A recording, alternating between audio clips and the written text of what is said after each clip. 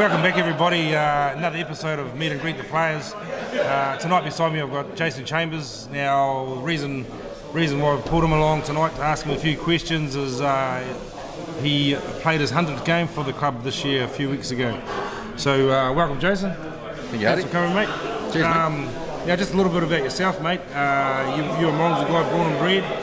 Where did you go to school? Born and bred here 31 years ago. Yep. So I went to good old Morrinsville Primary and then obviously on to intermediate Morrinsville College. So when did you start playing rugby? I can't remember, mate. I was a little kid. Yeah. And when you went to college, you played for the first 15 at school?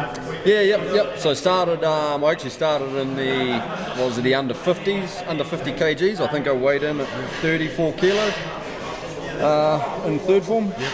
And then sort of worked my way up from there and ended up in first 15, I think in fifth form. Okay, cool. Yeah. And what positions were you playing back then? I actually played a bit of nine.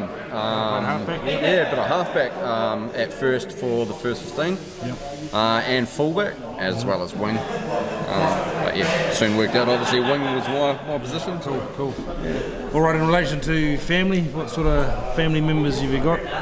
Oh, good old mum. Mum That's been there from word go, helping with my injuries and taking me to games all the way through when I was a young fella. And of course, Dad's been there from word go, pushing me to be the best. And mum's a Morrinsville person as well. Yeah, so mum was born in Kaitaia, I think. Don't hold me to that, but yeah, she's been here a long time, as well as Dad. So we don't venture too far from Morrinsville. I know along the ways too, Dad's been involved in helping manage teams and help out down at the club and stuff too, eh? Yep. I'll never forget those days that Woodman was managing the likes of the 21s and even the A's and the Piarco team. So it's always good to have the old man there, especially before the games. Yeah, cool. Now, which game did you play your 100th game?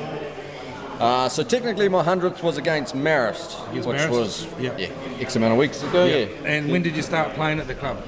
When did I start playing it? Now you're asking questions. Did you play when you left school? Did you come to under 21s or how did you progress? Straight out of school. So finished 7th form and basically straight out of school, straight into now under 19s. Finished the year I finished school. Yep. So we went straight into 21s. Yeah.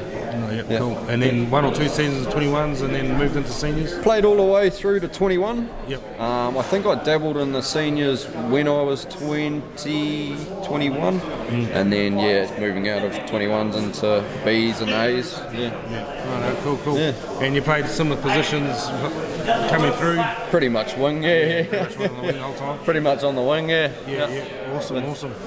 Okay, I can tell you something as a spectator watching you play every week. Jayson, you're not the biggest guy on the field, but you're out there on the wing. You play with your heart. It's 100% passion or 110% passion. One thing that impresses me most is you're playing against big wingers sometimes that are 20, 30 kilos heavier than you, but you take the contact and you very, very seldomly get pushed out. Is that a goal? Was to try to keep in the field of play, or how does that evolve? Yeah, that's I see it as a challenge myself. You know, I actually prefer to have my opposite being bigger than me because that's what gets me up. You know, and that is my challenge for the day, to be better than him. You know, and that's my goal every game, is to be better than my opposite man. You know, regardless of his size.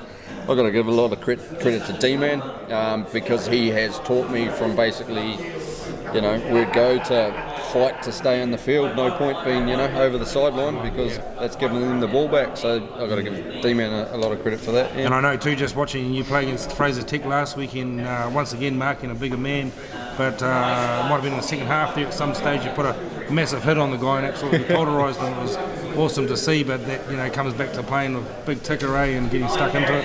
Yeah, no, appreciate that, mate. Thank you. Yeah, no, it's all cool. Now, modern day rugby player, I see them walking around these days with things on their ears, listening to music. Is that part of your build-up? To be honest, it is, yeah. Yep, music is a big part of my build-up because it certainly does. There's certain types of music that sort of amps me up and gets me focused. So what is that sort of music that you listen to? Oh, it's often it's a little bit of rock, heavy metal, but also a little bit of 660 often, just Good something about it. Kiwi band. Good Kiwi music, but it's high tempo type stuff that sort of. So you use that to sort of psych yourself, get yourself ready for the game? Yep.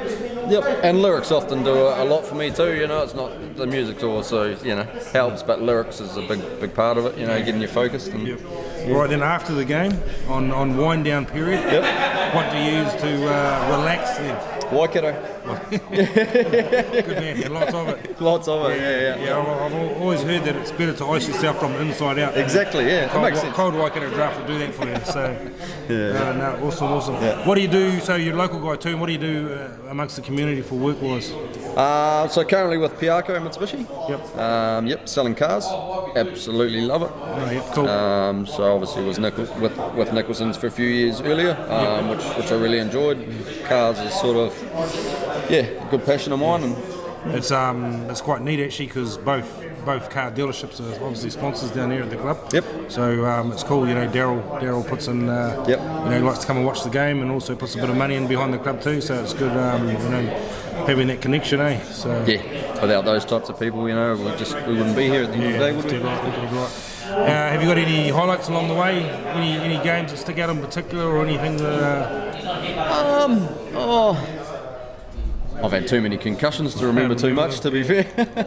There's certainly some big highlights. I remember there was a semi-final, I think, in the 21s where we beat, I can't remember, it must have been Inuera or something. I don't know, that's always stuck in my mind, and I say it all the time too. Dwayne Sweeney, pre-match speeches, we're all huddled up underneath the club rooms here, and he's a passionate sort of fellow that, he puts his heart on the line, and of course that gets the boys going, so that's something that'll always stick pretty close to me, those moments. Here's a tough one for you, being on the outside on the wing. If you ever make a break, you're getting mowed down and there's a couple of big guys left to beat, which type forward would you like to pass to? Which type forward? As go. in a particular person? A particular person, yep, in this year's squad. Or Andy Colley's always a good bet. Andy Colley? Yeah. He'll get the job done from there. Hard, hard and straight. And he's probably faster than me anyway, so. Awesome. So what's the future looking forward for you in relation to playing years? Do you think there's a few more years left in the year, or? Yeah, I hope so. Yep. So far, 31, body's feeling pretty good. There's always going to be the odd niggles, and I guess being a winger, speed's important, and probably am starting to slow down a little bit. But I'd like to think I'd get another 1 or 2 years out of it. I know you tore your groin last year, didn't you?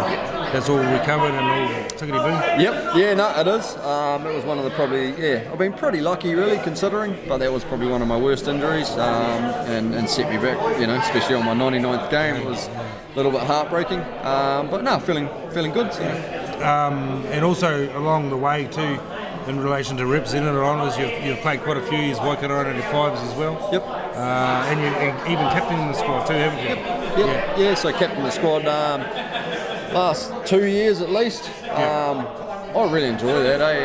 The 85 is great. It's a good grade to be in. I think it's very important for New Zealand rugby, because without that grade, a lot of those guys wouldn't play rugby at all. Yep. It's a very social grade, and it's all about culture as well. And yet it's really good rugby. I remember some of those 85 games I played, man. I was as sore, if not sorer, the next day from those bony guys hitting you pretty hard. So yeah, bone on bone, eh? Yeah. It's easy to hit the big guys. After all these years being involved in the club down here, Jace, is there anyone that you sort of like to thank, or anybody that's been special to your career or helped you out in any way, shape or form? There's probably too many to list, to be fair. I know after my 100 speech there was one man that I'd actually like to, I forgot him in my speech. It was a little bit hard to list them all, but Warwick Steffert, Walkie's been there when I played 12th, 13th grade or whatever you call it, for Morrinsville Sports. Obviously growing up with Chris, playing rugby alongside him. Yeah. I don't know, Walkie mate, every time I see him, he yells out my name, comes and sees me, talks some shit. He's just always there, and I think he's, I think we probably underestimate the amount of time that, he puts into the club. He seems to have a fucking lot of time on his hands, to be fair.